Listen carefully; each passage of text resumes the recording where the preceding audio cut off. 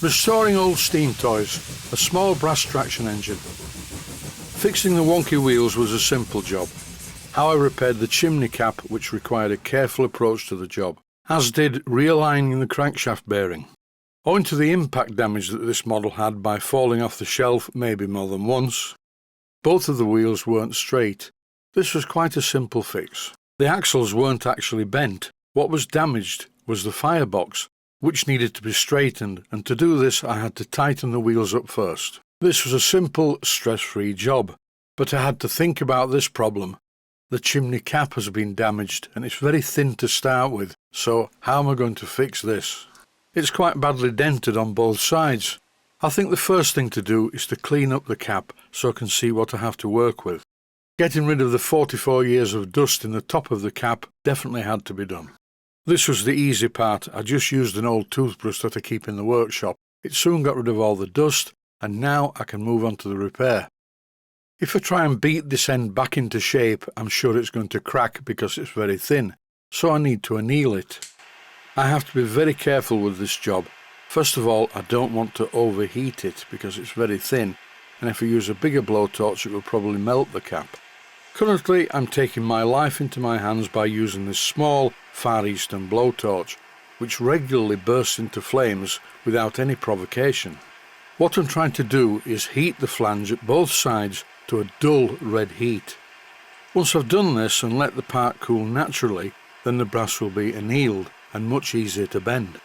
As you can see, this small blowtorch is fairly useless, but it's just the job for this because the last thing I want is a ferocious amount of heat. To prevent viewers slipping into a coma, I've increased the speed of the video. That should be okay. You can hardly see the dull red heat, but you'll have to trust me on this. It is hot enough. I found this in a box of bits, and even though it looked the right shape, the end part that fits in the chimney tube was a bit too big. I placed the chimney upside down on this part, and using another piece of mahogany at the top, I tapped it with a hammer. I chose to use a lot of small hammer blows instead of big ones. This did not straighten out the chimney cap, so I'm thinking again. I fitted the chimney tube in my small Warco M180 lathe chuck, and applying pressure with the tailstock chuck, I forced the part against the chimney cap, but this didn't work either. As you can see, the dents are still clearly visible. Please note I reprofiled this very small and fragile part using a very small ball peen hammer, which I haven't shown owing to the job being difficult and requiring a lot of practice to get it right. Now the chimney cap is near perfect and just needs cleaning up.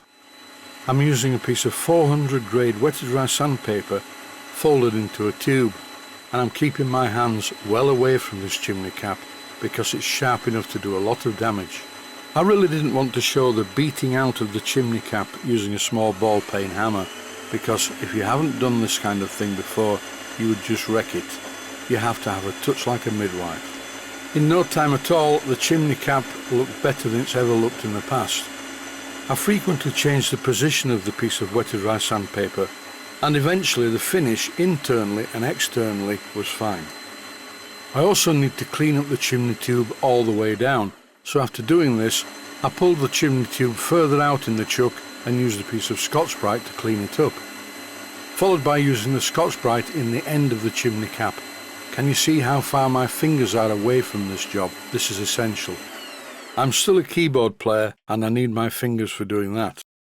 The only trouble is, now the chimney is much brighter than the rest of the engine, so I need to repatinize it, and I'll show that in the next episode.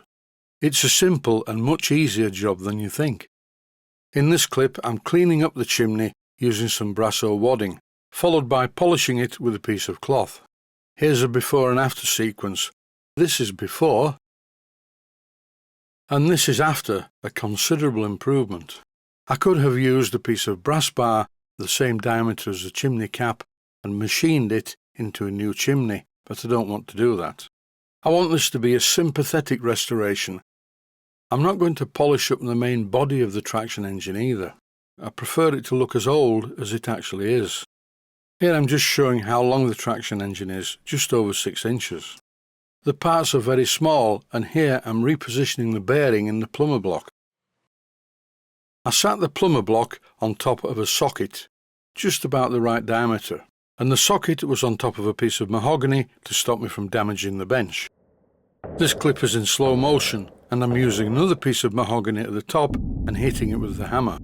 This is even slower, and eventually the bearing was in the correct place. The manufacturing standard of this small model is excellent. The bearing is a perfect fit in the plumber block, no adhesive to hold it in place or silver solder, it's just pressure alone, an interference fit. These engines were made by a proper engineer, Mr. Roy Haynes, and was he talented? I take my hat off to him. If by any slight chance anyone else knew Roy Haynes, who lived and worked in Leeds, West Yorkshire, please let me know. Now the engine is back together, well, part of it is anyway, it's time to see whether or not it works. And not unsurprisingly, it runs beautifully.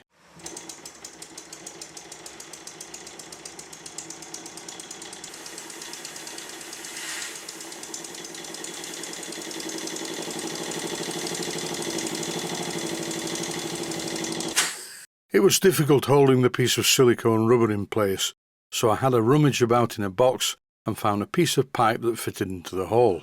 The thread appears to be something like 1/4 BSF. And suddenly there was a power cut. We get a lot of power cuts in this village. The electricity supply is a bit flaky.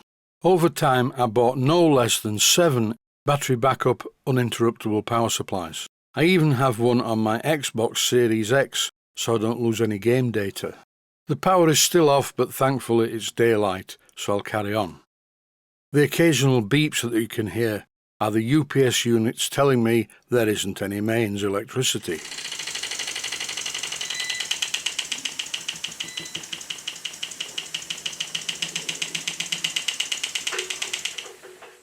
In the next episode, I will be giving the entire thing an ultrasonic clean and repatternizing the chimney. Until then, stay safe, stay healthy, thanks for watching, and I hope you found it useful. Please take the time to visit my Mainsteam Models website and click on the section of the website that says Video Playlists. And by doing that, you can find other videos that you may like to watch.